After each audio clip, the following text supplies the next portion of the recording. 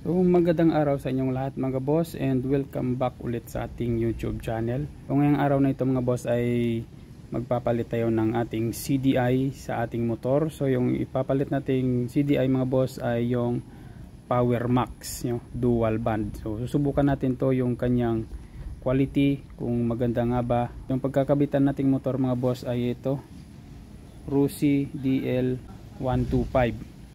So, tingnan natin kung meron bang pagbabago sa wiring or plug and play na ba ito sa ating motor.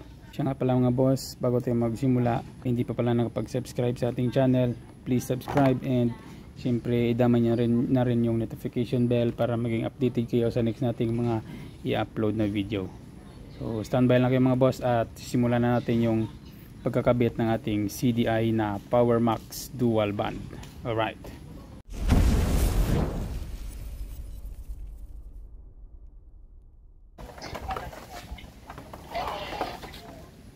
Alright mga boss, so nandito na po yung ating CDI. So, ang brand ng CDI na stock ng Rusi natin ay Lihua.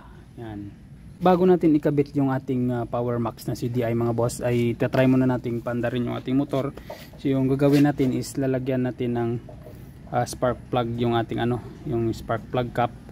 Tapos papandarin natin at kukunik natin ng ganyan. Tingnan natin yung kulay ng ating sunog ng ating spark plug.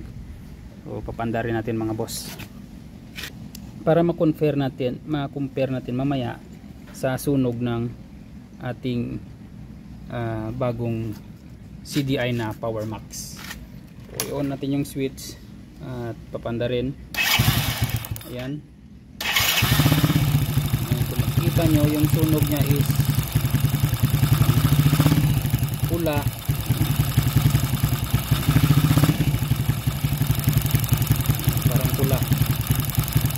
Yellow. Alright.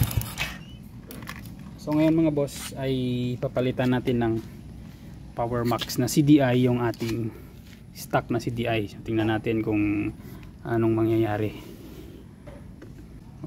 Tingnan natin kung compatible yung Power Max or kung hindi siya andar. So kailangan nating mag-rewire dito sa socket nya. Tatanggalin natin at salpak natin to.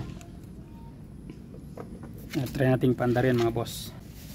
Alright, so try nating pandarin kung andar.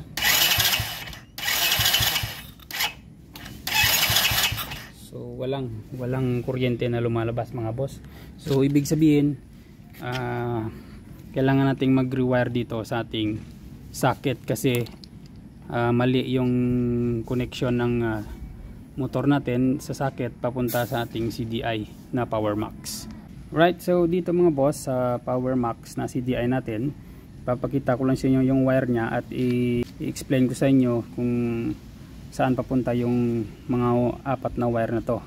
Bali ganito yung pagkapwesto ng ating socket, no, para ma-determine natin yung mga wirings. Ito. So dito mga boss sa itaas, no, ito yung orange wire, ito yung galing or papunta sa ating pick-up coil. Tapos dito naman sa itaas sa kanan, yung wire na to is black na merong white wire. Ito yung papunta sa ating ignition coil. Ito sa ilalim, yung red, ito yung ating accessory wire.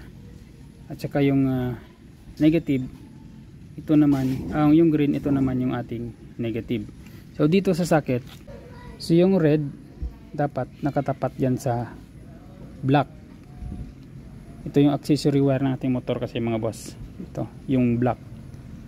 Yung Rusi kasi yung accessory wire nya is black kasi nakasabay sila sa sa Honda na color coding. So yung green ng Power Max or yung negative ng Power Max, so ayan, baliktad dito sa socket natin mga boss. Yan, nakabaliktad. So yung black is nakatapat sa green, yung green nakatapat sa pula. So ibig sabihin yung mga boss, babaliktarin natin yung it's either dito or dito. Babaliktarin natin tong green at saka pula, itim pala. Kung dito naman natin babaliktarin is babaliktarin lang natin tong red na wire at saka yung green wire.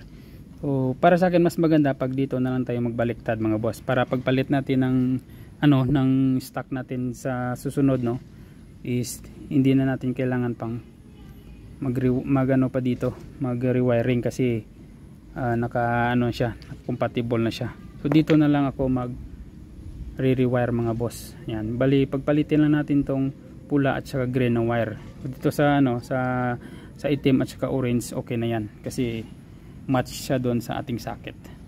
So tika lang muna ang boss at i-wiring na natin. So bali ito na mga boss, na pagpalit ko na yung black green at saka red wire ng ating PowerMax CDI. So ngayon isasalpak ko na dito at itatry na natin kung lalabas na ba yung kanyang kuryente. So ayan, dito naman tayo sa ating motor mga boss, sa ibaba. Ayan. Alright, so ito na mga boss, nakasusi na yung ating motor. Try natin kung gagana. Ayan, umandar siya. Wow, lakas. Lakas pala mga boss. So kanina hindi ako nakukuryente sa stock na na CDI, pero ngayon kukuryente na ako. Kahit dito ko pa siya hinahawakan sa kanyang spark plug cap. So patunay na malakas talaga yung PowerMax mga boss.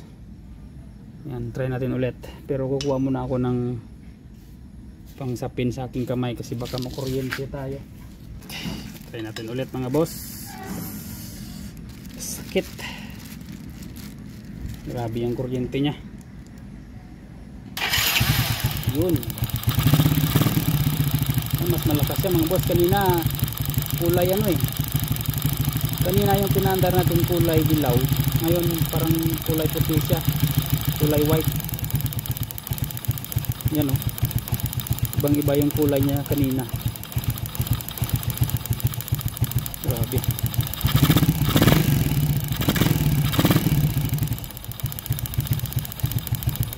Alright.